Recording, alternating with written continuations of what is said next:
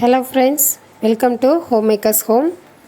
இந்த சேனலை மறக்காமல் சப்ஸ்கிரைப் பண்ணுங்கள், பெல் பட்டனை கிளிக் பண்ணுங்கள்.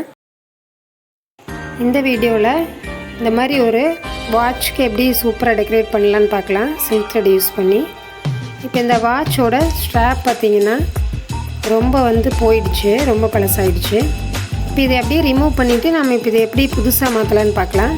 சில்க் த்ரெட் யூஸ் பண்ணி போடலாம். ஃபஸ்ட்டு இந்த தேவையில்லாத ஸ்ட்ராப்ஸ் எல்லாம் ஃபஸ்ட்டு ரிமூவ் பண்ணிடலாம். இந்த மாதிரி லைட்டாக ஒரு கத்தி மாதிரி ஏதாவது வச்சு நீங்கள் அதெல்லாம் ஃபுல்லாக ரிமூவ் பண்ணிடுங்க. ரிமூவ் பண்ணிவிட்டு காமிக்கிறேன்.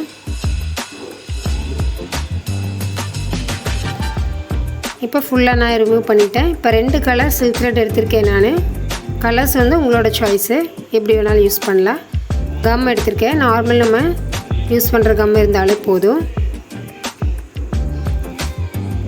இப்போது எப்படி பண்ணலான்னு பார்க்கலாம். ஃபஸ்ட்டு இந்த க்ரீன் கலரில் நம்ம அந்த நூலை பிரித்து எடுத்துக்கலாம். அதாவது கொஞ்சம் திக்காக வர மாதிரி ஒரு 4லேருந்து 5 லைன் வரைக்கும் இருக்கிற மாதிரி எடுத்துக்கலாம். நம்ம அப்போ தான் நம்ம சுற்றும் போது நல்லா ஃப்ளாட்டாக வரும்.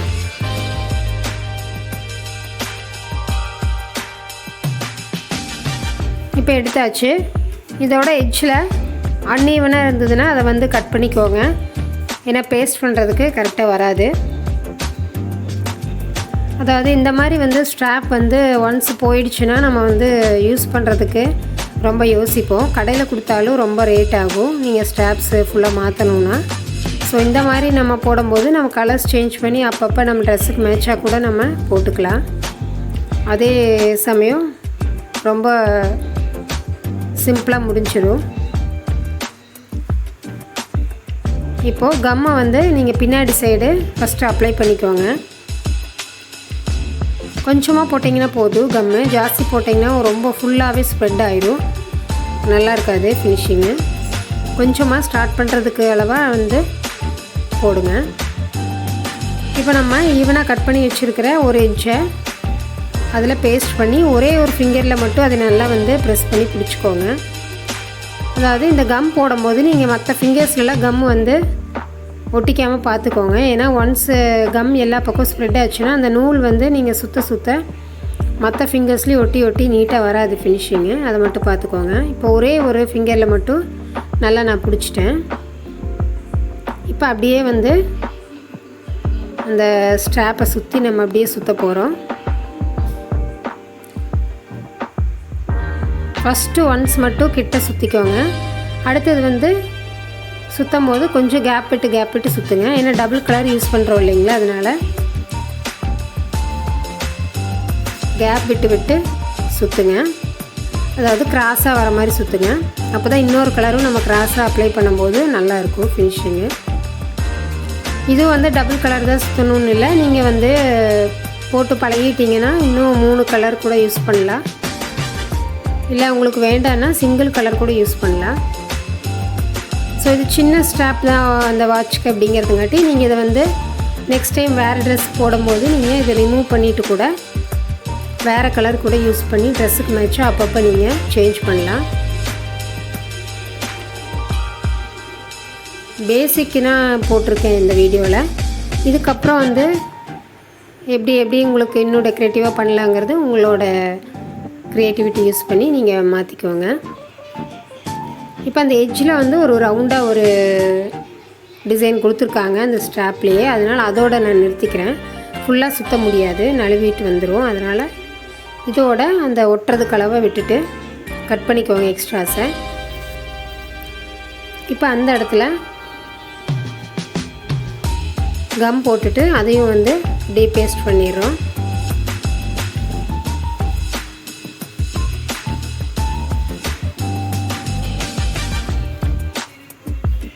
இப்போ இதை பேஸ்ட் பண்ணிவிட்டு கொஞ்சம் நேரம் விடணுங்கிறதெல்லாம் இல்லை. அதை டிஸ்டர்ப் பண்ணாமல் அப்படியே நம்ம நெக்ஸ்ட் லைன் அடுத்து ஸ்டார்ட் பண்ணலாம். ஒன்றும் பிரச்சனை இல்லை. கொஞ்சம் எக்ஸ்ட்ராஸ் இருந்ததுன்னா அதை கட் பண்ணிக்கோங்க, இல்லைன்னா அவங்க கம்மில் பேஸ்ட் பண்ணிடுங்க.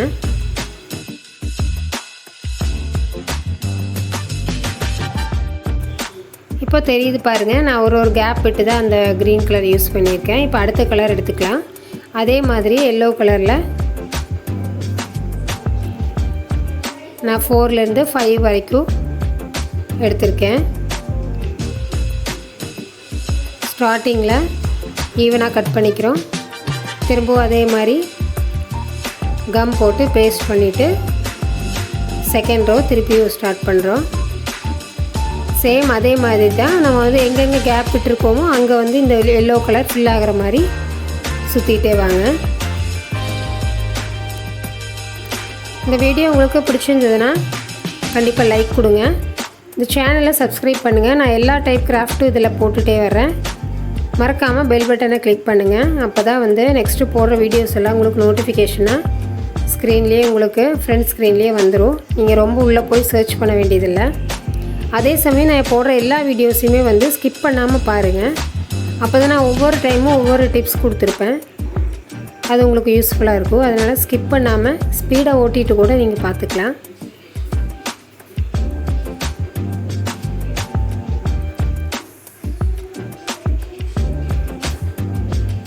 நான் ஏற்கனவே சொன்ன மாதிரி கம் வந்து எந்த இடத்துலையும் ஸ்ப்ரெட் ஆகாமல் போடுங்க. அப்போ தான் நூல் வந்து சிக்காமல் ஒரே மாதிரி பாருங்கள் நம்ம இழுக்கும்போது நல்லா ஃப்ளாட்டாக வரும். அதாவது அந்த த்ரெட்டு வந்து நல்லா விரிஞ்சு வரும். அப்போ தான் ஃபினிஷிங் அழகாக இருக்கும். இல்லைன்னா ரோல் மாதிரி ஒன்று மேலே ஒன்று ஒட்டிடுச்சுன்னா குண்டு குண்டாக ஃபினிஷிங் இல்லாமல் நல்லா வராது. நீங்கள் ஒன்ஸ் போட்டு பாருங்கள். நல்லா வரலைன்னா திருப்பியும் நான் சொன்னதெல்லாம் ஃபாலோ பண்ணி திருப்பியும் ஒன்ஸ் போடுங்க.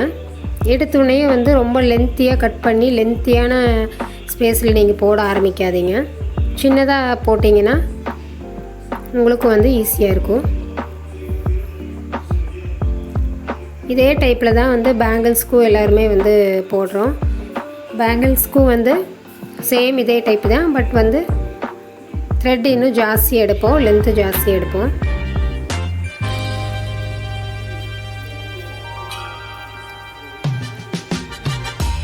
கண்டிப்பாக இந்த வீடியோ பார்த்துட்டு நீங்கள் கமெண்ட் செக்ஷனில் உங்களோட சஜஷன் கொடுங்க.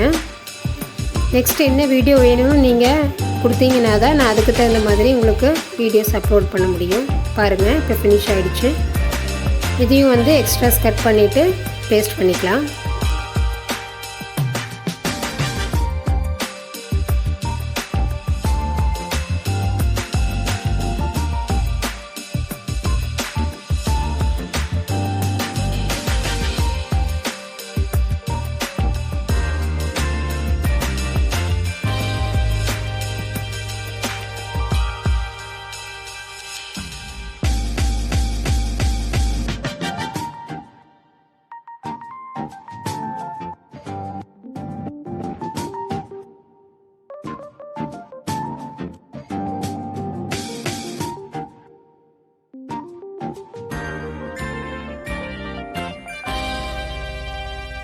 இப்போது இது வந்து எவ்வளோ அழகாக வந்திருக்கு பாருங்கள். இதில் வந்து ஸ்டோன்ஸ் நான் கொஞ்சம் வந்து ஒட்ட போகிறேன். உங்களுக்கு வேணும்னா ஒட்டலாம், இல்லைனாலும் அப்படியே ப்ளெயினாக கூட விட்டுடலாம், நல்லாயிருக்கும். இந்த மாதிரி ஸ்டோன்ஸ் ஒட்டால் இன்னும் கொஞ்சம் கிராண்டாக இருக்கும். நான் 2 கலர் ஸ்டோன்ஸ் மட்டும் யூஸ் பண்ணி ஒட்ட போகிறேன். இதுலேயே ஸ்டோன்ஸ்லேயும் நிறைய வெரைட்டி கிடைக்குது. சின்ன ஸ்டோன்ஸும் இருக்குது. நீங்கள் அந்த மாதிரியும் ஒட்டலாம். ப்ளைனாக இருந்தாலும் நல்லா தான் இருக்கும்.